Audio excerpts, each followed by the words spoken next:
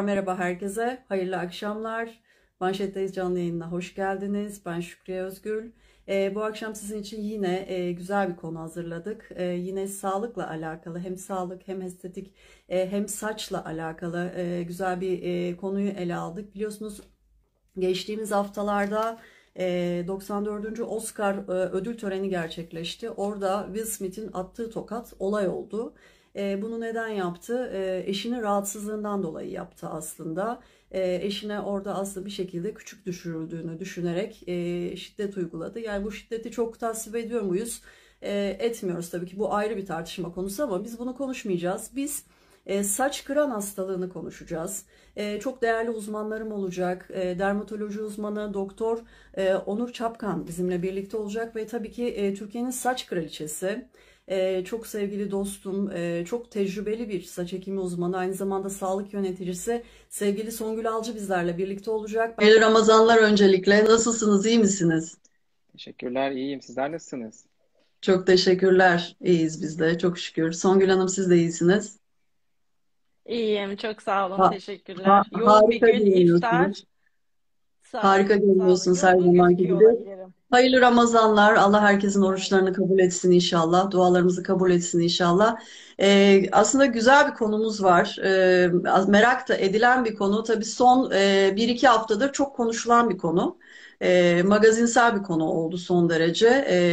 Will Smith'in attığı tokatla aslında tekrar gündeme gelen bir hastalık. Ya biz onu halk diliyle saç kıran olarak biliyoruz. Saç kıran, sakal kıran. Doğru ifade edebiliyorum, değil mi? Evet, Ama evet. tabii tıp dilinde neydi? Alopecia areata. Doğru değil mi? Evet, evet, evet. Hı hı. Nedir alopecia areata? Kısaca bahsedebilir miyiz ondan? Aslında alopecia areata hani bir hastalığın bir alt tipinin adı. Alopecia hani saçsızlık, saç dökülmesi demek. Hı hı. Areata da bir bölgede izole saç dökülmesi demek. Halk arasında işte saç kıran, kıl kıran olarak da bilinen Hı bir hı. hastalık. Sıklıkla tek bölgeyi tutuyor ama bazen hastalarda birden fazla alanı tutabiliyor. Düz bir zeminde o alanda tamamen saçların kaybıyla oluşuyor. Burada birazcık bağışıklık sistemiyle ilişkili bir hastalık aslında. Bizim kendimize ait olan savunma hücrelerimiz kendi kıl köklerimizi yabancı kabul ediyor ve onlara saldırıyor. Ve böyle çoğunlukla geçici kabul ettiğimiz saç dökülmelerini görüyoruz. E, Sıklıkla saçlı deride oluyor ama onun dışında kaş, kirpik ya da Hı hı. vücut kıllarının tamamında izole tek bölge ya da yine tamamını kaplayacak nitelikte geniş, şiddetli de görebiliyoruz. Aslında çok da sık görülen bir hastalık. Yani dünyada yaklaşık 1.000 kişide bir kişide görülüyor. Bizim günlük pratiğimizde haftada herhalde bir 3-4 hasta e, başvuruyor bu şikayetle. Son Şu ara dönemde de bir artış varmış herhalde. Biraz yayından önce araştırma yaptım da yani 50 kişiden birinde görünüyor gibi bir istatistik çıktı karşıma. Ne kadar doğru bilmiyorum ama bir haber yapılmış bu konuyla alakalı. Çok sık yani çok ciddi bir istatistik bu. tabii yani birçok kolaylaştırıcı var. İşte stres ciddi bir kolaylaştırıcı. Hı hı. Hastalara bir sorduğumuzda genellikle hep bir olayla ilişki kuruyorlar. İşte şunu yaşadım, şuraya gittim, şunu yaptım oldu şeklinde. Genellikle bir olayla ilişki kuruyorlar. Burada stresin etkisi kesinlikle yadsınamaz. İşte bir pandemi Hı hı. sürecinden geçildi. Sonrasında işte belli ekonomik krizler, birçok işte savaşlar, bunların her biri birer bir faktör oldu aslında bağışıklık sistemini yoldan çıkarmak için. Evet, Ve doğru, doğru, dolayısıyla da bu doğru. hastalıkları biraz daha sık görür olduk, stres bağımlı hastalıkları. Hı hı. Peki, tedavi seçenekleri arasında neler var? Yani şimdi tabii saçın dökülmesi, kaşın ya da bir erkek açısından sakalın, bıyığın dökülmesi falan çok sevimli bir şey değil açıkçası. Yani dolayısıyla insan ister istemez tedirgin olur. Acaba ne kadar sürecek, kalıcı mı olacak, ne olacak yoksa gerçekten bunun tedavisi olacak mı? Tedavilere cevap alabilecek miyim gibi pek çok soru işareti uyanır insanın kafasında. Neler var? Böyle bir rahatsızlıkla karşılaştıklarında insanların ilk ne yapmaları gerekiyor? Ve ilk uygulanan tedaviler neler? Şöyle aslında hani bu bir aslında sadece bir saç hastalığı. Yani Hı hı, genel sağlık durumunu etkileyen bir hastalık değil. Kimsenin yaşamsal fonksiyonunu hı etkileyen bir hastalık değil. Ama ruhsal alanda etkisi o kadar büyük ki. Hani insanları hayattan koparıyor, sosyal hayattan koparıyor. İşte bu son olayda da gördüğümüz üzere aile bazında büyük problemlere yol açabiliyor. tabii tabii Ee, tabii. aslında hani olayın şey tarafı o. Daha çok ruhsal tarafı, psikolojik Hı tarafı. hı. Bir de bu Hı hı. hastalarda şöyle bir algı oluşuyor. Of, yine mi çıktı? Nereden çıktı? Nasıl geçecek? Niye beni buldu? Hı Ya her hı. yerime yayılırsa? Aslında buradaki bu kaygıyı yönetmek en büyük problem. Tabii tabii tabii. Hastalığın şey tarafında, evet, yani tıbbi tarafında, tıbbi yönetim tarafında elimizde birçok seçenek var. İşte erken evre başvuran hastalarda birçok deri içi enjeksiyonlarla tedavi edebiliyoruz. İşte dışarıdan kremler, losyonlar, köpüklerle tedavi edebiliyoruz. Çok daha geniş alan tutulumlularda bazı haplar, bazı sistemik yine hap iğne tedavileri var. Işık tedavileri var, fototerapiler var. Yani aslında tedavi seçeneği çok fazla. Aslında bu hastaların birçoğu spontan, yani kendiliğinden de iyileşiyorlar. İlla bir tedavi başlamanız da bazı hastalara gerekmiyor. Tabii erken evrede başlandığı zaman tedaviler yanıt çok daha yüksek oluyor ama hastaların yaklaşık %60-70'inde hiçbir şey yapmasanız da bir yıl içerisinde bu saçlar kendiliğinden geliyor. Ama kimse bir yıl işte sakalında bir açıklık, saçında bir açıklıkla dolaşmak istemiyor. O yüzden bu süreci hızlandırmak gerekiyor. O yüzden de biz işte belli şiddetine göre sınıflandırdığımız hastalığa uygun tedavileri vererek kısa sürede yanıtlar alabiliyoruz. Hı hı. Bunlar tabii dermatolojik açıdan uygulanan tedaviler. Tabii bunların yanıt alamadığımız durumlar olabiliyor mu dermatolojik tedavilerden? Tabii ki. Şimdi alopesi areata dedik. Bunun bir universal bir de total tipi var. Şimdi total, alopesi total Hı hı. dediğimizde Hı bütün hı. saçlı deriyi kaybediyoruz. Universal dediğimizde bütün kılları kaybediyoruz. Kaş, kirpik, gövde kılları. Bunlar aslında tedaviye ciddi oranda direnç gösterebiliyorlar. O zaman da işte bizim immünoterapi dediğimiz bazı duyarlandırıcı tedaviler var. Ya da işte fototerapi gibi ışık tedavileri var. Ya da bağışıklık sistemini baskılayan ciddi ilaçlarımız var. Hastaların büyük bir kısmında tabii ki fayda görüyoruz ama fayda görmediğimiz grupta olmuyor değil. Tabii çok çok Hı hı. çok küçük bir kısmından bahsediyoruz burada. Şimdi hastaları çok biz oraya odaklamak istemiyoruz. Çünkü bu ciddi bir kaygıya yol açıyor. Zaten bu bir kaygı hastalığı. Bir de üstüne saçıyla ilgili bir kaygı eklendiği zaman durumu Doğru. yönetmek çok çok daha zor oluyor. Hatta biz ailelere mesela çocuklarında sık görüyoruz bunu. Hani çocuklarda da görülebilen bir hastalık. İlla yetişkin hastalığı değil. Ailelere sürekli biz çocuklarıyla ilgili pozitif geri bildirimde bulunmalarını isteriz. Aa, saçın çıkmış, bir şey kalmamış gibi hep böyle Hı hı. çocuğu pozitif geri bildirimle ruhsal açıdan beslemelerini isteriz. O yüzden hiç böyle kötüyü anlatmayız birçok hastaya. Hep iyi olacak şekilde anlatırız ki çok büyük bir kısmı da zaten iyi oluyor. Ya zaten doğrusu da o aslına bakarsanız yani çünkü iyileşme oranlarının büyük bir kısmında moral çok önemli bir faktör. Moral, motivasyon gerçekten çok önemli bir faktör. Tabii bu işin bir de dermatoloji dışı tedavi tarafı var. Yani tedavi demeyeceğiz onu ama Songül Hanım burada size soru yöneltmek istiyorum ben. Ekim işlemleri var, yine simülasyon işlemleri var. Yine kök hücre işlemleri var. Özellikle saça yönelik yaptığınız. Bu tarz hastalarda siz neler öneriyorsunuz? Çünkü bence burada çok hayati bir rol oynuyorsunuz siz de. Yani uzun sürebilir bu dökülmeler ya da yanıt alınamayabilir. Bu gibi durumlarda siz nerede devreye giriyorsunuz? Neler yapıyorsunuz?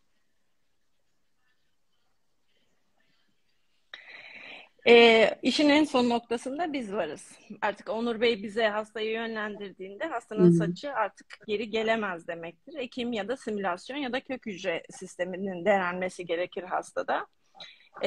Saç ekimi yapabiliyoruz. Uzun bir süre saçın gelmeyeceğini artık doktorlarımız karar verdikten sonra ekimle çözüm buluyoruz. Ve saç ekimi yaptığımızda hastalar için bu çok önemli. Oradan saçları çıkartabiliyoruz, kapatabiliyoruz. Saç ekimi işin son çözümü olabiliyor.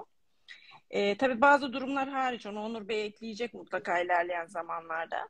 Ya da kişi saç ektirmek istemiyorsa, henüz saç ekimi için uygun zaman gelmediyse, henüz erken dönem tedavi aşamasında saçların gelmesini bekliyorsak eğer, tabii ki oraya saç ekimi yapmak doğru değil. Ona karar verilmiyor zaten hocamız tarafından.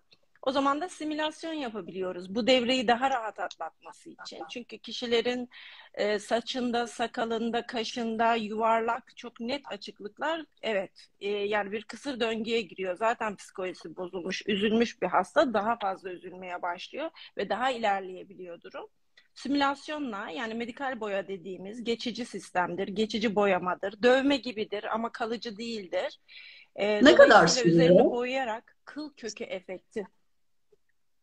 Yani tabii alana göre Simülasyon değişir ama işlemlerinin yani dayanıklılığı ne kadar sürüyor?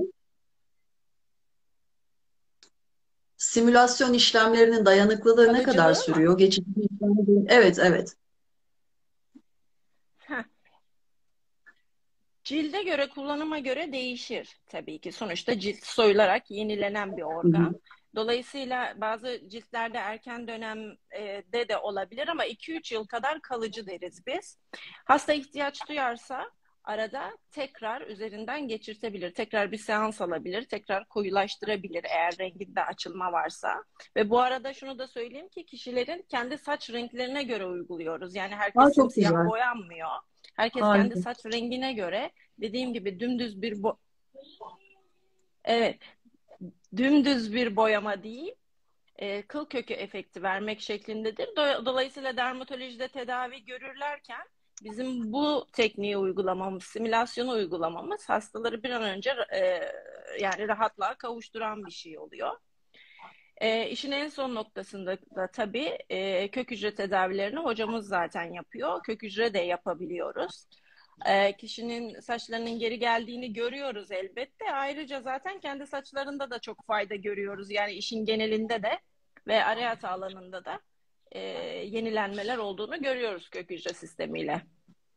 Hı hı, hı hı. Peki hocam, sizin var mı buraya eklemek istediğiniz bir şey bu aşamada? İşte bu ekim düşünülen hastalarda aktivasyonun tamamen bitmiş olması gerekiyor aslında. Çünkü ektiğiniz saçı da kaybedebilirsiniz. Burada bir hastalık, bağışıklık sistemini ilgilendiren bir Hı hı, hastalıktan hı hı. bahsediyoruz. Sadece areata için değil, diğer bizim böyle iz bırakan başka saç dökülmeleri de var. İşte Scott alopesi dediğimiz birçok hastalık grubu var aslında. E, O hastalık gruplarında da biz ekime ciddi oranda ihtiyaç duyuyoruz. Çünkü oradaki saçların geri dönmeyeceğini bildiğimiz bazı hastalıklar var. Kesinlikle oradan saç geri dönmeyecek. Bunu biliyoruz. Ama erken dönemde oraya ekersek mesela o saçı da kaybedeceğiz. Çünkü orada hala bir savaş var. Bağışıklık hücrelerimiz kıl köklerimize, oradaki bağ doku hücrelerine saldırıyor. Tamamen aktivasyonun sonuçlanması gerekiyor. Sonrasında tabii ki oraya işte gerekli kamuflaj yöntemleri ya da Hı hı, saç hı hı. ekimi gibi yöntemlerle hastaların beklentileri çok daha yüksek seviyelerde karşılanabiliyor. Peki benim anladığım bu süreçte, yani tedavi sürecinde hastanın düzenli olarak belki de periyodik aralıklarla kontrollerini yaptırarak mutlaka bir dermatolog kontrolünde olması gerekiyor, değil mi? Yani o erken evre, ileri evre, hangi aşamada ekim yapılabilir, hangi aşamada farklı işlemlere izin verilebilir aşamasında. Yani en azından kafasına göre hareket etmemesi açısından mutlaka bu konuda sizden bir yönlendirme ve danışmanlık alması gerekiyor benim anladığım kadarıyla. Tabii tabii, bir de bizde geleneksel tedaviler vardır. Yani her saç kırana bir kuaför, bir berber müdahale eder yani. Oraları bir şeyler sürerler, bir orayı irite ederler, bir enfekte ederler. Tabii ki bunlardan tamamen kaçınmak lazım, artık hastanelere ulaşmak. Sarımsak falan değil mi? Tabii Yani tabii tabii tabii, sarımsak bir çok şey. çok İşe yarar ciddi. mı böyle? Ya Hayır. sarımsak vardır ya, bir şehir efsanesi. Kaşa sürerler, saça sürerler falan, var mı Şöyle, gerçekten aslında siz böyle bir orada bir kimyasal etkisi? yanık yaratıyorsunuz. Yani orada bir yanık yaratıyorsunuz. Orada bir, hani kanlanmayı evet teoride arttırırsınız ama orayı enfekte etme riskiniz çok yüksektir. Yani sarımsak sürüp oradaki saç köklerini geri dönüşsüz kaybeden çok sayıda hastam oldu. Modern tıbbın kabul ettiği bir sürü tedavi yöntemi varken yani sarımsak kullanmak çok da mantıklı gelmiyor. Ama Hı, herkes bir sarımsağı şekilde yiyelim bir arkadaşlar. ebeveyn tarafından uygulanmış oluyor. Aynen öyle, sarımsağı yemeyi öneriyoruz. Yiyelim yani, evet. Peki kök hücreyle alakalı biraz önce Songül Hanım, kök hücreyle alakalı özellikle bize soru geldi biraz önce. Bu konuyla alakalı bilgi sahibi olmak isteyen takipçilerimiz var. Onunla alakalı biraz bilgilendirme yapalım. Kök hücre tedavileriyle Evet, alakalı. çok revaçta bir kelime değil mi? Kök hücreyi, Kök lazer hücre. sistemlerini duyduğumuz zaman çok ilgimizi çekiyor. Evet. Kök hücre de evet saç tedavilerinde son yıllarda uygulanan bir şey açıkçası. Çok kısa bir süre oldu hatta. Türkiye'de de birkaç klinikte uygulanıyor. Bizim kliniğimizde de uygulanıyor saç tedavileri için. Hocamla birlikte uyguluyoruz zaten. Ya göbekten bir yağ alıyoruz, çok küçük, bir 10 cc kadar. Bir takım işlemlerden geçiriyoruz. Cihazımızın içinden geçiyor ve bir solüsyon elde ediyoruz. Bir içerik elde Hı ediyoruz ve hı, saç hı hı. diplerine enjekte ediyoruz. Bu diğer tedavilere göre çok üstün bir tedavi şu anda. Diğer tedavilere göre kalıcılığı daha uzun. Tabii hiçbir tedavi saç dökülmesini durdurur ve biter demiyoruz. Asla böyle Hı bir hı, şey yok. hı hı. Ama diğer tedavilere göre daha üstün buluyoruz. Daha uzun süre kalıcılığını görüyoruz. Onun dışında bir yöntem daha var. Saç kökleri almak. 5-6 tane hastaların iki kulak arası mesafeden, kulak arkasındaki saçlardan aslında 5-6 kök, gret. Aynı saç ekiminde yaptığımız gibi füye tekniğiyle alıp yine bir takım işlemlerden geçirip elde edilen içeriği yine saç diplerine enjekte ediyoruz. Bu iki sistemde hem yani saç dökülmesi tedavisinde kullanılıyor. Evet, alopecia areata'da kullanılıyor. Aslında hani hocam cilt yenilemelerde falan da kullanılıyor. Onlara girmeyelim tabii ki.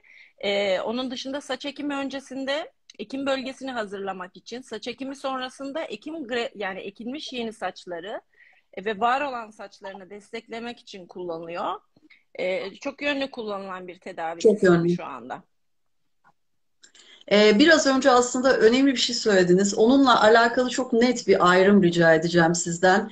Kök hücre Türkiye'de belli kliniklerde, hani sayılı kliniklerde uygulanan bir yöntem dediniz ama şimdi baktığımızda sosyal medyada her yerde kök hücre uygulanır reklamları görüyoruz ya da her yerde bir şekilde kök hücre reklamları, ilanları vesaire kök hücre yapılır gibi işlemleri biz görüyoruz. Ama gerçek anlamda kök hücrenin ne olduğunu aslında bence takipçilere anlatalım mı? O ayrımı çok iyi belki de anlatmak lazım. Çünkü kök hücre adı altında yapılan başka işlemler de var. Aynı kefeye bunları nasıl koymamak gerekiyor? Bunun ayrımını anlatabilir miyiz? Bunu en iyi Onur hocam tabii cevap verecektir. Daha teknik ve tıbbi bilgilerle. Onun için Onur Bey cevap versin, daha doğru olacaktır. Ya, tabii aslında hani kök hücre çok genel bir tabir. Kök hücre hani birçok alanda kullanılıyor. Sadece deri hastalıklarında, saç Hı hastalıkları hı. değil, artık eklem, kıkırdak yenilemelerde ya da işte diş hekimliğinde birçok alanda kullanılıyor. Kök hücre aslında bir hazine. Yani kullanabildiğiniz yerde gerçekten mucizeler yaratabiliyor. Tabii burada doğru teknik, doğru ekipman, doğru merkez, doğru kişilerle işlem yapmak lazım. Yoksa bizim rutin kullandığımız PRP bile birçok merkezde kök hücre adı altıyla pazarlanabiliyor. Evet, O söylemek yüzden şey. hani güvendiğiniz merkezlerde tabii ki bu tür işlemleri düşünmeniz gerekiyor, yaptırmanız gerekiyor. Mesela saç özelinde konuşmak gerekirsek ya da karından alınan yağ, doku özelinde konuşmak istersek bizim saç köklerimizde aslında e, tam kıl köklerinin etrafında aralarda böyle bizim diğer hücrelerimizi oluşturan hem deri hücrelerini hem saç hücrelerini oluşturabilen kök hücre diye tabir ettiğimiz bir takım hücreler var. Diğer hücrelere dönüşme potansiyeli olan hücreler aslında bunlar. O yüzden nerede bir eksiklik varsa oraya o kök hücreyi verdiğinizde diğer hücrelere benzer nitelikte çoğalarak oradaki istediğiniz etkiyi onlara yaptırtabiliyorsunuz. Aynısı yağ doku hücreleri içerisinde var. Siz onu belli tekniklerle alıp belli şekilde işlemlere tabi tutarak istediğiniz yine bölgeye bunu enjekte ederek oradaki doku onarımını, işte saç ise saç gelişimini, yüz ise yaşlanma karşıtı tedavide kullanabiliyorsunuz. Ya da bir takım yara iyileştirmelerinde kullanılabiliyor. Böyle Hı hı. kronik ülserler, iyileşmeyen yaralarda yine kök hücre tedavileriyle ciddi oranda faydalanım sağlayabiliyoruz. Burada en önemlisi aslında başvurduğunuz merkez, uygulattığınız kişilere duyacağınız güven. Onun dışındaki geri kalan her şey biraz teknik tabii. Hı hı. Hı hı. Biraz da aslında saç ekim işlemlerine değinelim istiyorum ben. Yaz da geliyor. Yani genelde bir kanı vardır. İşte yazın saç ekimi yapılmaz. Genelde kış mevsiminde yapılır gibi ama yani ben çok fazla görüyorum her yerde yazın saç ekimi yaptırmış, başı bandajlı, rahatlıkla dolaşabilen insanları, sosyal hayata karışan insanları çok rahatlıkla görüyorum. Hani bu konuda Songül Hanım bir şey söylemek ister misiniz? İsterim. Çok da doğru, önemli bir konuya değindiniz hakikaten. Yaz geliyor, işte havalar ısınıyor. Hatta bu yaşadığımız yani 15-20 derecelik sıcaklıklarda bile hastalarımız saç ektirmeye Hı hı. çekiniyorlar. Sıcakta, yazın saç ekilmez aslında dedikodusu diyelim, yaygın hakikaten internet ortamında ve hastalar arasında. Aslında böyle bir şey yok. Saç ekiminin yaz mevsimiyle ilgisi yok. Bir ameliyatın mevsimle alakası yok. Fakat kişilerin aslında kendi tercihleri bunlar. Bizim ülkemizde genel olarak baktığımızda insanlar estetik operasyonlarını, saç ekimi de bir estetik operasyon, güzelleşmeleri hep kışın yaptırıyorlar. Ve yaza güzelleşiyoruz. Yani yazın düğüne, bayrama, tatile gideceğiz. İşte zayıflıyoruz, liposuction'lar yapılıyor, cilt yenilemeler, gerdirmeler yapılıyor, saç ekimleri yapılıyor ve yaza hazırlanıyoruz. O yüzden kışın daha yoğunlukla yapılıyor ve yaza yapılmazmış gibi düşünülüyor. Bir de yazın tabii ki güneş bize etkiler mi? Hayır, etkilemez. Yani saç ekimini güneş etkilemez. Çünkü saç ekimi ameliyatından çıkar çıkmaz şezlonga yatın istemiyoruz doğal olarak. Bunu da kimse yapmaz. Yani ilk 7-10 gün içerisinde deniz ve havuza girmeyin istiyoruz. Ama hani başınızı sokmadan girin tabii. Ağır performans göstermeden girin tabii. Ama hani tatilciler için gidin 40 dereceye sıcağın altında ama dün saç ekimi yaptırdım, bugün güneşleniyorum. Olmaz tabii. Yani bunlar zaten saç ekimi yaptırmış, işlem yaptırmış bir kişi. Bunu zaten kendisi istese de tercih etmez. Yani ilk gün tabii ki evinde biraz istirahat etsin, serin ortamda otursun, ilaçlarını kullansın isteriz. Tabii terleme çok önemli. Bir de terlenmeyecekmiş durumu var. Ama ben terliyorum, ama ben başımdan terliyorum. Peki saç ekimi yaptıramam, yazın yaptırmayalım, kışın mı olacak? Tabii bunun da bir etkisi yok. Yani hani terleme ve saç ekiminin yine ilgisi yok. Biz terlemeyi ne zaman istemiyoruz? Aslında ağır performansı istemiyoruz. Terleme arkasından gelen bir şey. Yani saç ekiminden sonra spor yapabilir miyim? Bir hafta sonra hafif kondisyon, spor, yürüyüşlere başlayabilirsin ama hani direkt git, 3 gün sonra halter kaldır, ıkın sıkın ve terle istemiyoruz. Yani ıkınma ve zorlamayla gelen, doğal olarak ardından gelen terlemeyi istemiyoruz. Ama ben Hı hı. sıcakta dolaşıyorum. Şuradan markete gittim. Arkadaşlarla bir kahve içiyorum. Saç ekiminden sonra yapılabilecek şeyler. Hatta birkaç gün sonra şapka takılmasına da uygun hastalarda izin veriyoruz. Ama 15 dereceyi geçen Nisan sıcaklıklarıyla birlikte saç ekilmezmiş. Böyle bir şey yok. İşte terlenmezmiş. Markete giderken terliyorum, işte ter akıyor. Hayır, böyle bir şey de yok. Kurallarımız var. Yaz için kurallarımız var elbette ama kış için de kurallarımız var. Yani sonuç olarak saç ekimi bir ameliyat. Onu yaptırdıktan sonra her mevsimde aslında hastanın şartlarına göre, günlük yaşamına göre, günlük hayatına göre hepsinin kuralları var elbette. Yapıp yapamayacaklarını kişiye özel söylüyoruz biz. Ama saç ekimi günlük hayattan koparan bir şey değil. Yaz mevsiminden, tatilinizden sizi ayıran bir şey değil. Saçlarını kısa keserdik. Hani düğün var, bayram var, havuz kenarı var, arkadaşlar var, saçımı kestirmeyeyim. Şimdi tıraşsız saç ekimi var. Hatta bakın alopecia areata'yı konuşuyoruz. Alopecia areata tabii genel olarak küçük alanlardır. Tabii ki bu para gibi yuvarlak alanlar. Saç kesmeden, saçlarını tıraş etmeden hemen aralardan onu da ekleyeyim. Saç köklerini alıp açık alanlara ekliyoruz. Hiç anlaşılmıyor. Onun için kişiler rahat olsunlar. Yazın saç ekilebilir, güneşle bir ilgisi yok. Elbette kuralları var. Dediğim gibi şezlonga yatmadığınız sürece tabii ki söyleyeceğimiz şeyler olacak. Hı hı. Tabii kadınlarda da uygulanabiliyor saç ekimi. Belki onun da altını çizmek gerekiyor. Hani genelde sadece erkeğe yönelik bir işlemmiş gibi algılanıyor ama değil. Aslında kadınlar da çok rahatlıkla eksik bölgelere ya da saçını gürleştirmek için bu işlemi yapabiliyorlar, değil mi? Kadınlar da saç ektirebilirler ama kadın yani her geçen gün kadınlar daha saçsız, daha saç dökülmesi sorunlarıyla karşı karşıya, günümüz koşulları, beslenme, stres birçok şey sayabiliriz. Hocam anlatacaktır bunu mutlaka ama kadınların saç ekimi kararını e, verilmesi için çok uzun bir prosedürden geçiyorlar. Birçok tahlilden geçiriliyorlar. Ve en son noktada eğer erkek tipi dökülme kararı verildiğinde hocam saç ekim merkezine yönlendiriyor ve artık biz teknik olarak ekilebilir mi diye bakıyoruz ama öncesindeki bütün tahliller dermatoloji tarafından, Onur Bey tarafından yapılıyor. Onun araştıracağı birçok şey oluyor. Belki tedavilerle kurtarılabilir oluyor. Onun için hani yine söz onun aslında kadın tipi saç dökülmelerinde Hı hı. özellikle. Evet, evet, tabii yani kadın tipi saç dökülmelerinde öncelikle birçok sebep bulunabiliyor çünkü hani erkek tipinde çoğunlukla genetik etiyolojik genetik sebepler var altta. Hani erkekleri biraz dışlamak çok kolay. Belli bir tipte dökülüyor saçları çünkü.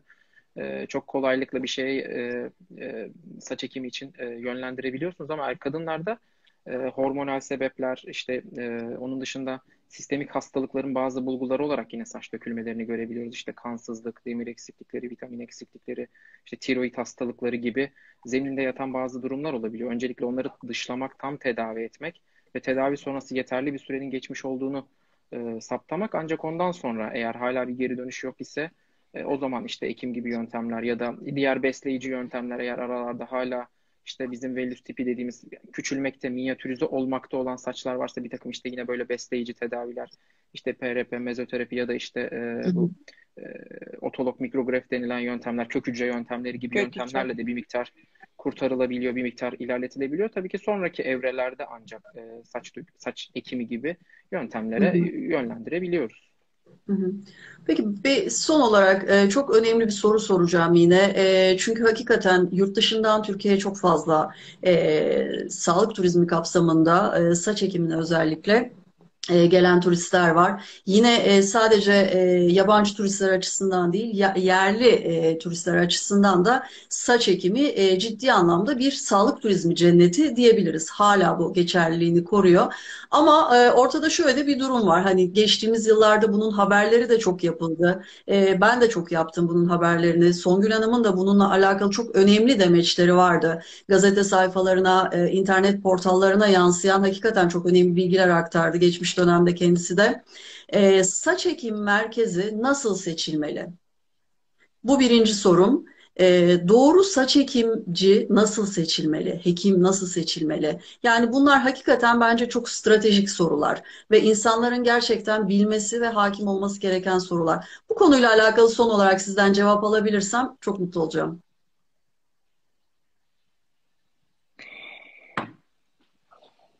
Doğru saç ekim merkezi aslında doktorun olduğu bir saç ekim merkezi.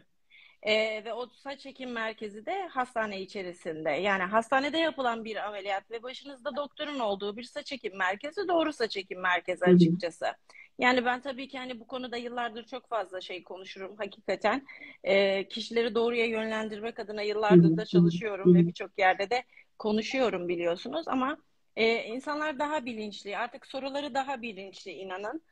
Daha farklı. Hala merdiven altı yok mu? Çok var. İnanın söz konusu çok fazla var. sağlık turizmi Çok ise fazla var. zaten hani olsun tabii ki. Herkes sağlık turizmci diyeceğim. Lütfen olsunlar tabii ki ama doğru yani ticari kaygıların insan sağlığından daha geride olduğu bir sağlık turizmi yaparlarsa ve yönlendirmeler yaparlarsa hepimiz çok sevineceğiz.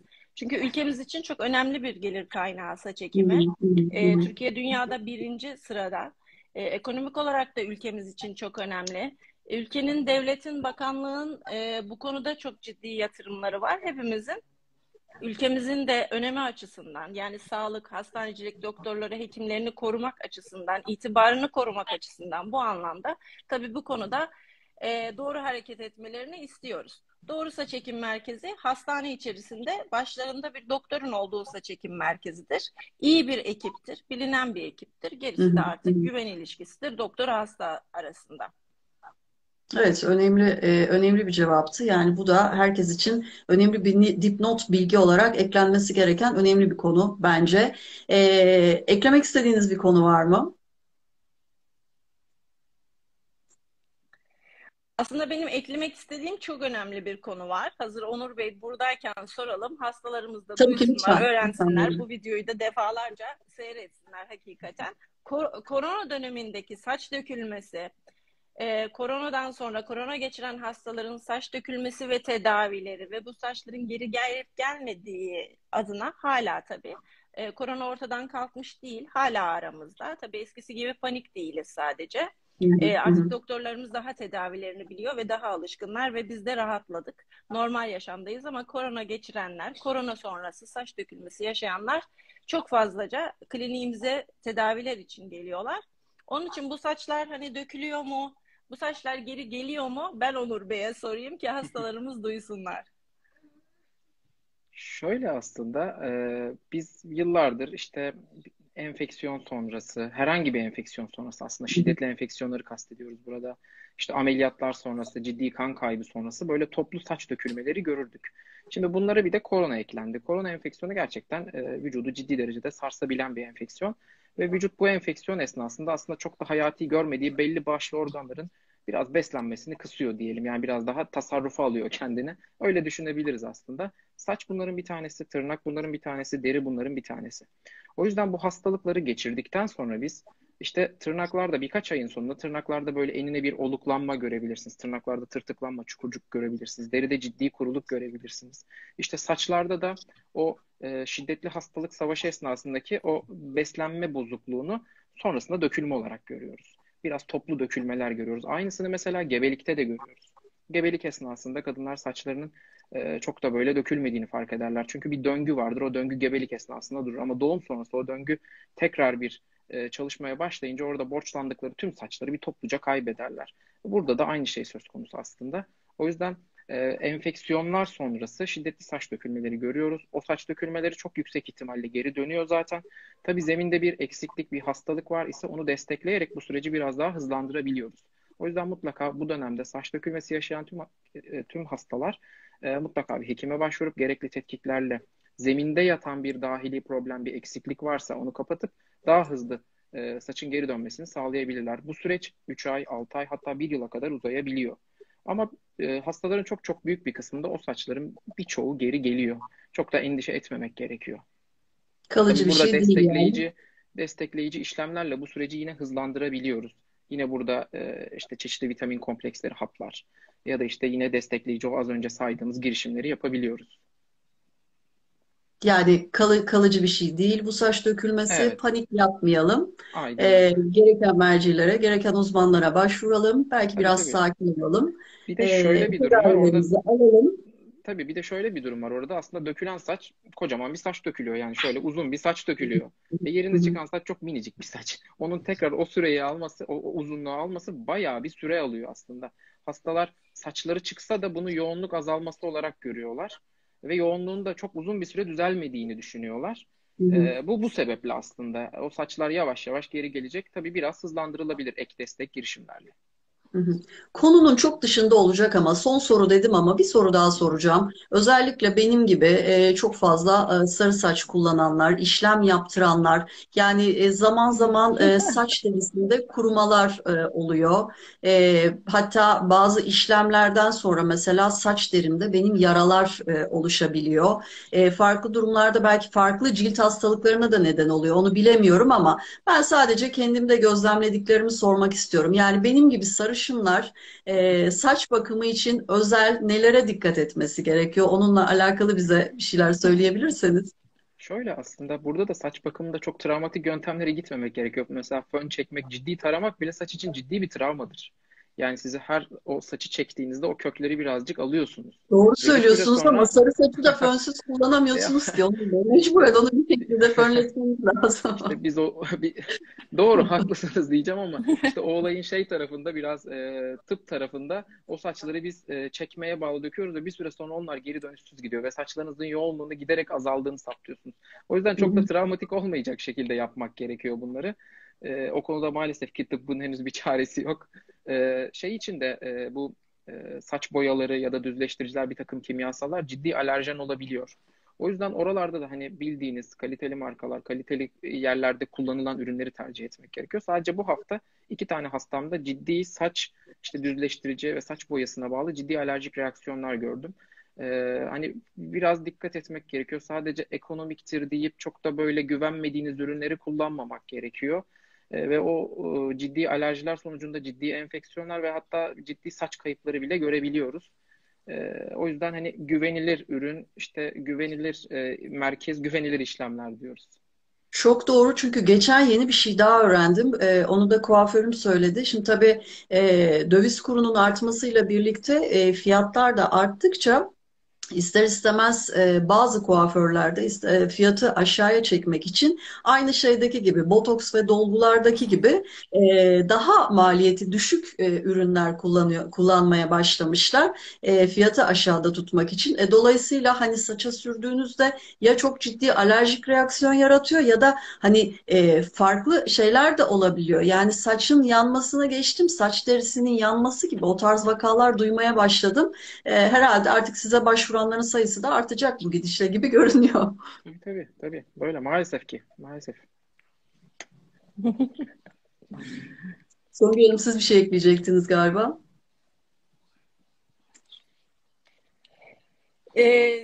Gidip geldi bir an durdum kaldım. Evet demek ki kuaför fiyatlarının artması, doların yükselmesi saç kliniklerine başvuruyu arttırdı gibi bir haberimiz Evet. olabilir Şükriye Hanım. Düşünün yani buraya etkisi. Stresle Evet, gelen evet, evet, saç evet. Evet evet. dökülmesi Sadece vesaire bu hafta derken yani şu 4 günde doğru, 2 hasta yani.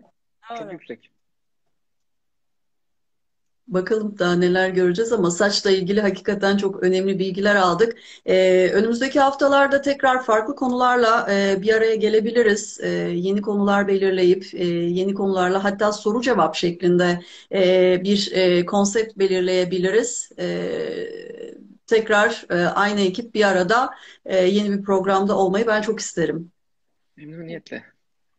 Çok güzel faydalı bilgilerdi çünkü. Var mı son olarak eklemek Memnuniyetle. istediğiniz bir şey?